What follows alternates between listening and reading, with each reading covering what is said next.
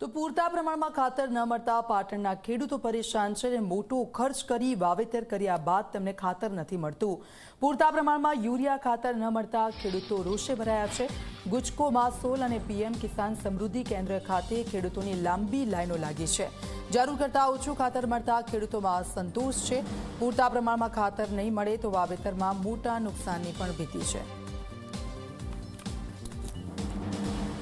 6 વાગ્યાના એ લાઈનમાં ઊભા છે। હાલ ગુજકો માસોલનો ડેપો આજે 10 વાગ્યા અત્યારે ખુલ્યું છે અને અમારે જરૂરિયાત પ્રમાણે ખાતર મળતું નથી। સાહેબ, અમારે 20 થી 25 વીઘાનું વાવેતર ચાલુ છે એરંડાનું।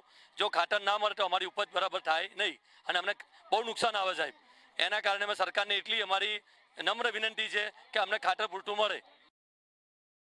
અમે આ લાઈનમાં સવારના ઊભા છીએ અને ખાતરની વધારે જરૂર છે, ખાતર મળતું નથી અને એક વ્યક્તિને 3 થેલી આપવામાં આવે છે અને ખાતરની વધારે જરૂરિયાત છે।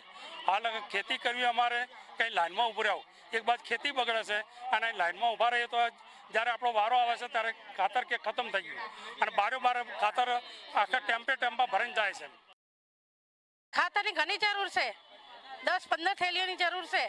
હવે એમાં 3-2 થેલીઓ આલે એમાં શું ચાલે બોલો? વાવેતર ઈંડા છે, પરાયડો છે, કપાસ છે, એમાં ના ચાલે। 2 થેલીઓ ખાતર આલે એમાં શું ચાલે બોલો? અમારે 15 થેલીઓની જરૂર છે। અમારે સરકારને કેવું કે અમારે 2 થેલીઓ ના ચાલે, અમારે 15 થેલીઓનું વાવેતર છે। ધીમે ધીમે શિયાળાની ઋતુ શરૂ થવા પામી છે ત્યારે પાટણ જિલ્લાની અંદર ખેડૂતોએ એરંડા, કપાસ સહિતના મોટા ભાગના પાકોનું વાવેતર કર્યું છે, પરંતુ ક્યાંક ને ક્યાંક યુરિયા ખાતરની અહીંયા બુમરાડ જોવા મળી રહી છે।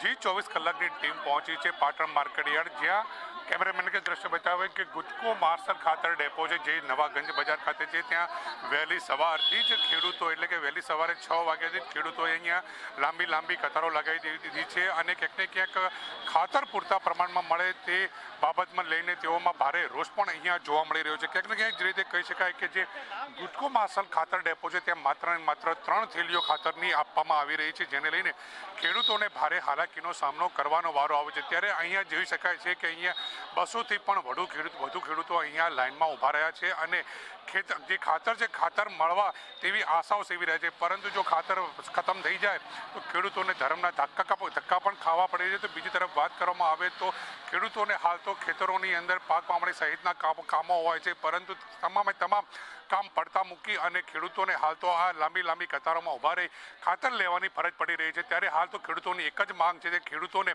ખાતર પૂરતા પ્રમાણમાં ક્યારે મળે છે। પ્રેમલ ત્રિવેદી, જી મીડિયા, પાટણ।